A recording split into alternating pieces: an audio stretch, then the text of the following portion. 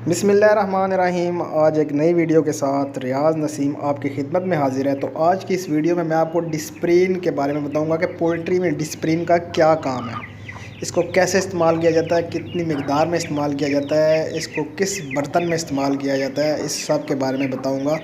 और डिस्प्रिन जो है वो कैसे पोल्ट्री में एक अहम किरदार अदा करती है, इसके बारे में बताऊँगा। सबसे पहले डिस्प्रिन की मकदार के बारे में बात कर लेते हैं कि अगर आपके पास चूहे या मुर्गियाँ इतनी हैं कि वो 6 घंटे के अंदर 1 लीटर पानी पी जाएं, तो उसमें फिर आपने 2 डिस्प्रिन की गोलियां डालनी हैं। डिस्प्रिन की 2 गोलियां डालनी हैं और 6 घंटे में इतनी मकदार हो चूज़ों की या मुर्गियों की आपके पास कि वो 1 घंटे में उस पानी को ख़त्म कर लें। दूसरी बात यह है कि डिस्प्रिन जो है ये एक सॉल्युबल स्प्रिन है, इसलिए आपने इस डिस्प्रिन को इस्तेमाल करने के 3 दिन पहले और डिस्प्रिन के इस्तेमाल के 3 दिन बाद अपने चीज़ों को कोई वैक्सीन नहीं देनी, कोई इलेक्ट्रोलाइट नहीं देने, कोई इनको मल्टीविटामिन से कोई कुछ चीज़ भी नहीं देनी। ये क्योंकि खून को थिल करती है, इसलिए आपने कुछ भी नहीं देना डिस्प्रिन के इस्तेमाल करने से 3 दिन पहले और बाद में। अब बात कर लेते हैं कि डिस्प्रिन का इस्तेमाल किस जगह पे होता है, कैसे, मतलब पोल्ट्री में क्या वजह है कि जो है ना वो डिस्प्रिन इस्तेमाल की जाती है। डिस्प्रिन जो सबसे मेन चीज़ है, ये बुखार के लिए एंटीबायोटिक के तौर पे सबसे ज़रूरी जो है ना वो पोल्ट्री में इस्तेमाल होता है। तेज़ी से चूज़ों को रिकवर करने के लिए, उनको बुखार है, वो लागर हैं, कमज़ोर हैं, बीमार हो रहे हैं, तो वो तेज़ी से उनको कवर करता है।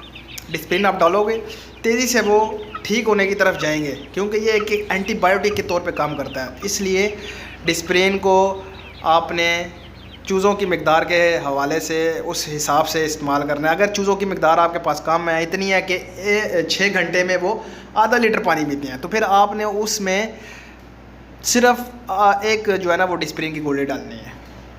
अगर 6 घंटों में 1 लीटर पानी पीते हैं, आपके पास इतनी मुर्गियाँ चूज़े हैं, तो फिर आपने 2 गोलियाँ डालनी हैं। अगर चूज़ों की मकदार कम है, आधा लीटर में आपने 1 गोली डिस्प्रिन की डालनी है, जो वो 6 घंटे में पानी ख़त्म कर लें।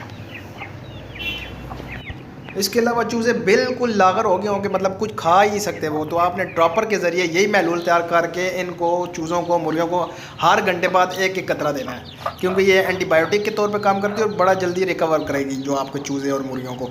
इसके अलावा अगर चिकन के जिस्म में अंडे टूटना शुरू हो जाएँ तो उसमें भी ये डिस्प्रिन इस्तेमाल की जाती है। जब मोर्टेलिटी होती है तो फिर आप उनका पोस्टमार्टम करके देखते हैं, तो उनके जिस्म के अंदर जर्दी फैली हुई महसूस होती है आपको, तो उसका मतलब ये होता है कि उसके जिस्म में अंडे टूटे हैं, जिसकी वजह से जो है ना मोर्टेलिटी हुई है। तो फिर उस मोर्टेलिटी को रोकने के लिए आपने डिस्प्रिन इस्तेमाल करनी है, ये उसमें बहुत ज़्यादा करामत चीज़ है।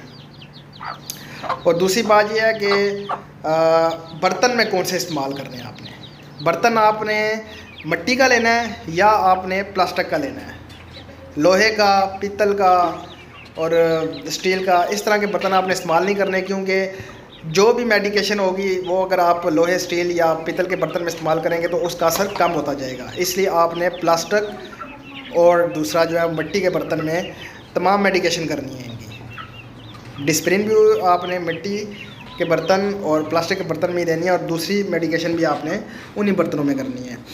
तो एक और बात का ख्याल रखें कि जब आप इनको मेडिसिन दें तो अपने हाथ अच्छी तरह से धो लें, ताकि जरासीम जो है ना वो उनको ना लगे। उम्मीद करता हूँ आपके लिए ये रहनुमाई की वीडियो होगी। मेरे चैनल को लाइक करें, शेयर करें। मिलते हैं नेक्स्ट वीडियो में।